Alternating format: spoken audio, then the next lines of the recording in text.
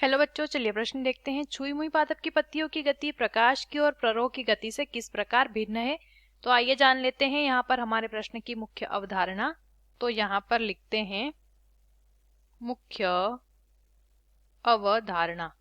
हमारे प्रश्न की मुख्य अवधारणा यहाँ पर संबंधित है जो गति होती है। ठीक है, दो प्रकार की गति के बारे में पूछा गया है। गति यानी कि एक स्थान से बढ़ना, एक स्थान से चलना या एक ही स्थान से आगे की ओर बढ़ना, इसे क्या कहते हैं? गति कहते हैं। आगे की ओर या किसी भी ओर, आगे की ओर हम केवल नहीं कहेंगे, गति का सीधा अर्थ होता है बढ़ना, चाहे वो चलना हो या एक ही स्थान से आगे की ओर वृद्धि करना हो। ठीक है, बढ़ना या इसे क्या कहते हैं? वृद्धि करना भी। पादपों की अगर बात होती है तो वृद्धि करने को ही पादपों में गति कहा जाता है। अब यहाँ पे पहला क्या दिया है? छुई मुई पादपों में पत्तियों की गति। छुई मुई पादप जो होता है उसमें पत्ती की गति के बारे में पूछा है। और दूसरा दिया है प्रकाश की ओर प्ररोह की गति।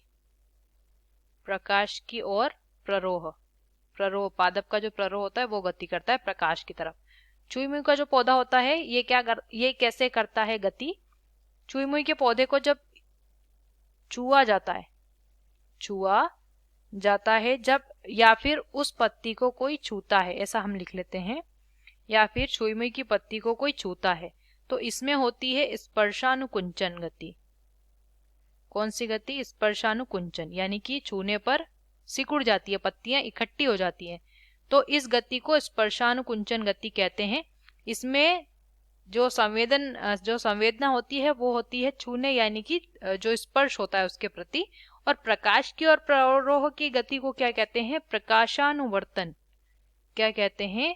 प्रकाशानुवर्तन। ये संवेदना किसके प्रति? यहाँ पर जैसे त्वचा या स्पर्श के प्रति संवेदना होती है छुई मुई में, तो प्रकाशानुवर्तन में प्रकाश के प्रति क्या देखी जाती है? पौधे में संवेदना देखी जाती है, और जिस ओर प्रकाश होता है उसी ओर प्ररोह गति करता है। आशा करते हैं आपको इस प्रश्न का उत्तर समझ आया होगा। धन्यवाद।